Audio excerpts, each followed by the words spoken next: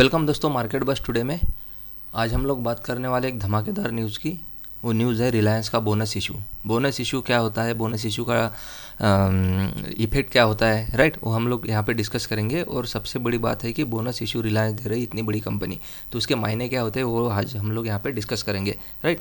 तो देखिए पहले इसका एक बार देख लेते हैं कि इनका यहाँ पे अनाउंसमेंट क्या है। देखिए अनाउंसमेंट आज 29 तारीख का आज ही अनाउंसमेंट आया है और ये अभी यहाँ पे अप्रूवल के लिए गया हुआ है। A meeting of the board of director of the company scheduled on 5 सितंबर 5 सितंबर का जो मीटिंग उनका थर्सडे के दिन शेड्यूल्ड किया हुआ है। Consider recommending it share holder for their approval. वो शेयर होल्डर का अप्रूवल लेंगे। बोनस इशू आने वाला है रेशो 1:1 में। बहुत बढ़िया चीज़ है ये रिलायंस के लिए, क्योंकि देखिए बोनस इशू से होता क्या है कि बहुत सारे चेंजेस आते हैं, राइट।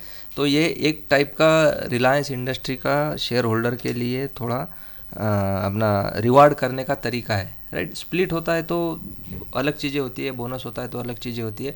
मैं आपको एक बार पूरा इसका रिलायंस का बता देता हूँ, लेकिन ये बड़ी न्यूज़ है कि उसको 1:1 का बोनस इश्यू दे रहे हैं। देखिए रिलायंस इंडस्ट्रीज का यहाँ पे देखिए 20 लाख करोड़ का मार्केट कैप है, 30 का पी है और इक्विटी कैपिटल 6,766 करोड़ का, यानी आप पकड़ के चलिए 6,700 करोड़ का उनका इक्विटी कैपिटल है। अभी ये जो बोनस देते हैं तो इनके यहाँ से ये रिजर्व में से देते हैं। अभी इनके पास रिजर्व देखते हैं बैलेंस शीट में कितना है। तो देखिए बैलेंस शीट 2024 में 7,86,000 का इनका बैलेंस रिजर्व है, राइट। तो ये जो रिजर्व होता है, ये जो रिटेन अर्निंग रहता है प्रॉफिट के बाद, डिविडेंड देने के बाद रिटेन अर्निंग में से वो उनके ऐड होता है इक्विटी रिजर्व में, राइट। तो रिजर्व में ऐड होने के बाद में वो रिजर्व बढ़ता जाता है ईयर ऑन ईयर। तो अभी देखिए उनके पास रिजर्व हुआ है 7,86,000। तो ये कंपनी में से रिजर्व कम होगा। वो कितना कम होगा, जितना इक्विटी कैपिटल है 6,766 उतना कम होगा और वो बोनस मिल जाएगा। तो बोनस होने के बाद क्या होता है कि इसका जो प्राइस रहता है, राइट, ये आधा हो जाएगा 1:1 के हिसाब से। लेकिन जिसके पास एक शेयर है उसको एक एडिशनल शेयर मिलेगा, वो मिलेगा कंपनी के रिजर्व में से, राइट। लेकिन इसमें और एक चीज़ ऐसी होती है कि रिजर्व इसका रिड्यूस होगा, रिजर्व जो मैंने बताया उसका बैलेंस शीट में से वो कम होगा, राइट। ये स्प्लिट में होता नहीं है। सेकंड, शेयर कैपिटल उसका इंक्रीज होगा। जो अभी 6,700 दिख रहा है आपको इक्विटी कैपिटल, ये 12,000 के ऊपर जाएगा, यानी 2 गुना हो जाएगा हिसाब से। फेस वैल्यू इसका सेम रहेगा। अभी इसका फेस वैल्यू आप देखोगे तो 10 रुपीज़ है, राइट। 10 का उसका फेस वैल्यू तो 10 में रहेगा। स्प्लिट में होता क्या है कि अभी समझो इन्होंने स्प्लिट 1:5 किया रहता तो 2 रुपये का फेस वैल्यू होता था, यानी वो सीधा हिसाब है कि आपको एक रोटी दी हुई है, वो रोटी को 4 टुकड़ों 5 टुकड़ों में स्प्लिट करना, इसका मतलब होता है stock split, right, for example. और बोनस का मतलब होता है कि एक रोटी आपके पास है, कंपनी ने आपको और एक रोटी दे दी खाने के लिए, तो उसको बोनस, उसको रिवार्डिंग बोलते हैं। इसमें भी प्राइस डिक्रीज होगा बोनस में और उसमें भी प्राइस डिक्रीज होगा स्प्लिट में।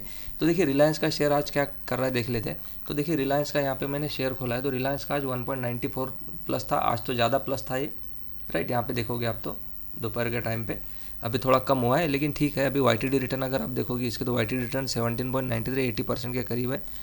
5 ईयर्स के देखोगे तो 146 है। मैक्स देखोगे तो बहुत बड़ा इसका है, यानी बहुत सारे रिटर्न उसने अच्छे दिए हुए। 30 के पीई पे अभी ये अवेलेबल है।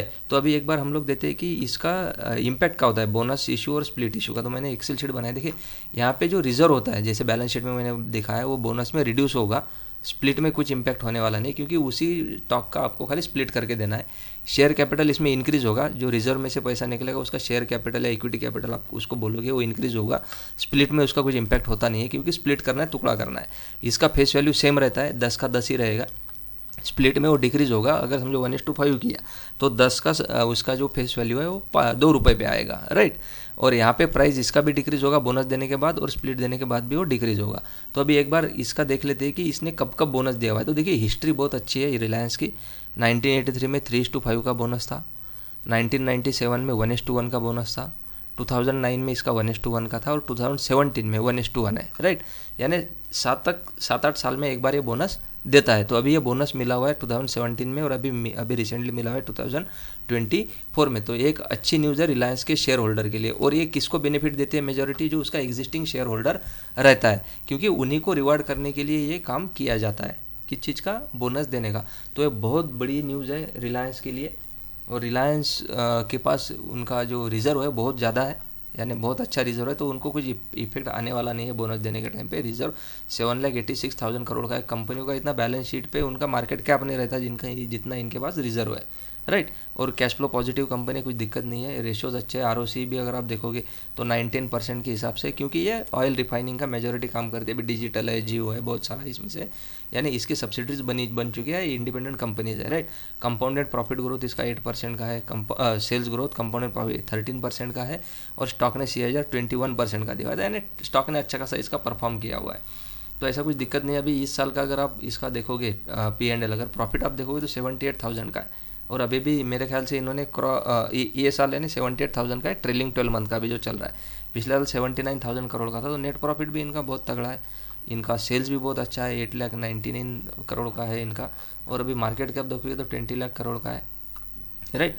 इक्विटी कैपिटल बढ़ जाएगा, स्टॉक का जो फेस वैल्यू है सेम रहेगा, प्राइस घटेगा इसका, ये चीज़ें बोनस में होती है। तो कॉन्ग्रेचुलेसन जो लॉन्ग टर्म के लिए होल्ड किए हैं रिलायंस को, अच्छा खासा उनको अभी यहाँ से बेनिफिट मिला हुआ है, क्योंकि ये एक कंपनी का रिवार्ड करने के लिए होता है। जो उनके लॉन्ग टर्म शेयर होल्डर रहते हैं या उनके शेयर होल्डर है, उनको रिवार्ड करने का एक प्रोसेस है।